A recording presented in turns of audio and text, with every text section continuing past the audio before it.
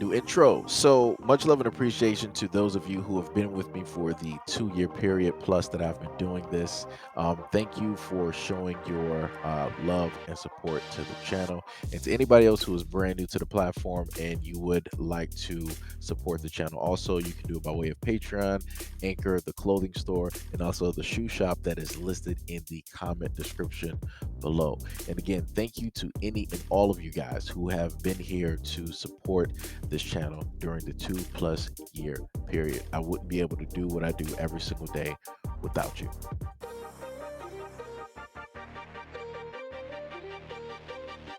A staffer for Staten Island's councilwoman Debbie Rose spewed a racial slur at a black constituent who sought to help get a sidewalk paved in his neighborhood. Quote, "What? Dane Savino is taking credit for resolving this problem? Oh, I hate Staten Island and the handkerchief heads." To put this into further context, the terminology handkerchief head is a slur meant to paint a black woman as subservient to whites, akin to equality derogatory term Uncle Tom. Dane Savino is a state senator who is like Rose, represents Staten Island, and was also asked to address Watley's request to getting the city to pave a dirt sidewalk on Traynter Place. A frustrated Watley, a 63-year-old retired city social worker, had forwarded a Staten Island Advance article to Rose's office about the sidewalk issue and expressed his displeasure that she and her staff were not helpful in fixing the problem. Quote, "My guess is that deadweight politics that I've reached out over the years turned a deaf ear to the complaints from the community, and which apparently triggered the slurs." Savo hit with a reply button,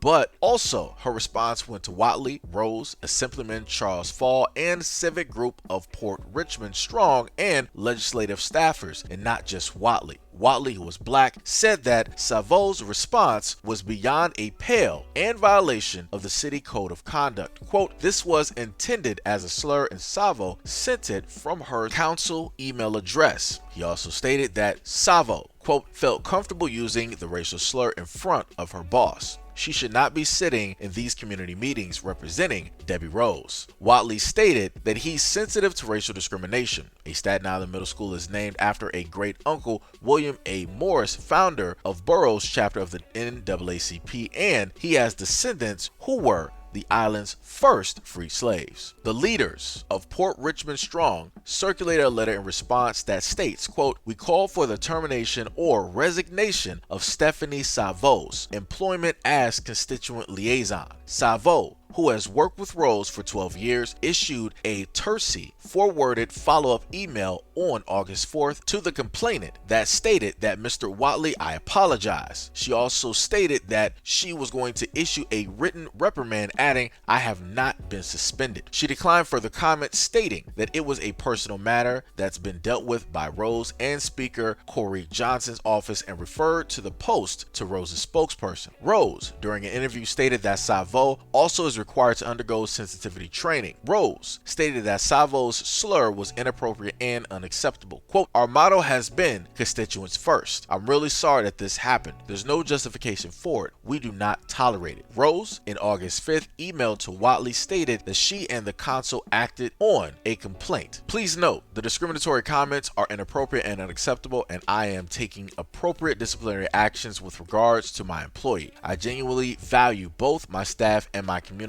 I serve. As such, it is and has always been my goal to create an environment that embraces diversity and is free from discriminatory harassment of any kind." But Rose then turned on constituent Watley, claiming he was a provocateur who also was at fault. Quote, "Please also note that the pursuant of the city's policy, I am also obligated to let you know that your response to my staff included comments and statements that were also offensive and discriminatory. It is unacceptable to make a discriminatory remark pertaining to an employee's race and or age and or disability. As the matter with our office, it is now closed. We ask that moving forward that you refrain from making said comments or similar comments and limit your interaction with my staff to business matters only. If you are unable to comply with my request, my office will be unable to further engage with you." Watley admitted he used offensive language, but only after Savos smeared him with a slur. So let's just re-go over this last part one more time, right? So Rose, in an August 5th email to Watley, stated that she and the council acted on his complaint. Quote, please note that the discriminatory comments are inappropriate and unacceptable, and I am taking appropriate disciplinary actions in regards to my employee, meaning Stephanie, and I genuinely value both my staff and the community I serve. As such, it is and has always been my goal to create an environment that embraces diversity and is free from discriminatory harassment of any kind. Right? But then Rose went back to Watley and stated that he was the one who was at fault for everything basically taking place. And she stated later that please also note that the pursuant, meaning Watley, to the council's policy, I am also obligated to let you know that your response to my staff included comments and statements that were also offensive and discriminatory. It is unacceptable to make a discriminatory remark pertaining to an employee's race and or age and or disability. As your matter with our office is now closed, we ask that moving forward you refrain from making said comments or similar comments and limit your interactions with my staff to business matters only. If you are unable to comply with my request, my office will be unable to further engage you. All right, so what you just basically heard is that Councilwoman Debbie Rose is blocking for Stephanie. Now, obviously, Stephanie says something that was quite egregious, quite horrendous, something that should have never been stated or uttered, but she decided to sit up there and say it for whatever reason that she felt that she wanted to say it. And the councilwoman is body blocking for her, and then decided to state that, hey, a black guy, actually, you're the real reason that this whole thing started. I'm like, okay, all right, whatever you want to do.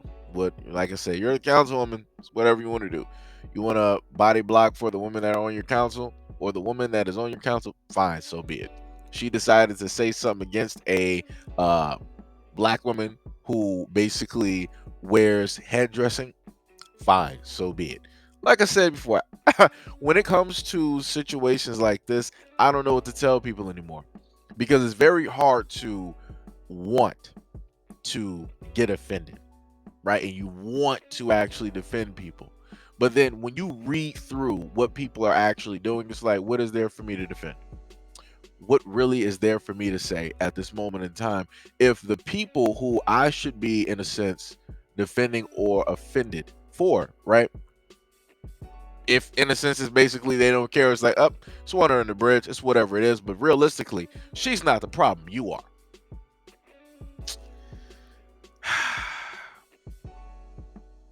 Like I said, I don't know what to tell people anymore. The most interesting thing I will say is that the moment in time that black people just so happen to um, body block for other people, it begs the question: will those same people, if the shoe was on the other foot, would those same people basically body block for you? Would they basically defend you tooth and nail the same exact way that you are willing to do for them? Like I said, for anybody black out there, you got, friends of a multitude of different races. You better choose very wisely. And you better, make sure that the people that you defend would very easily do the exact same thing for you as you are going to do for them. Because without a shadow of a doubt, black people are going to defend everybody else because we feel like we should, right? Because we can always take the brunt of it. We can always take the worst of the worst of it. We feel as though, in a sense, that we are the superheroes of the world. And whenever there is, racism, discrimination, and all this other stuff, we're going to be there to basically shield them from those bullets, right? But then when somebody is ready to hit us with a kryptonite bullet, we don't have nobody else to, body block for us. We don't have any type of armor for that, right? Nobody out here is, in a sense, really willing to take that hit for us. So, like I said before, black people, y'all better, be very mindful of this. That's the best thing.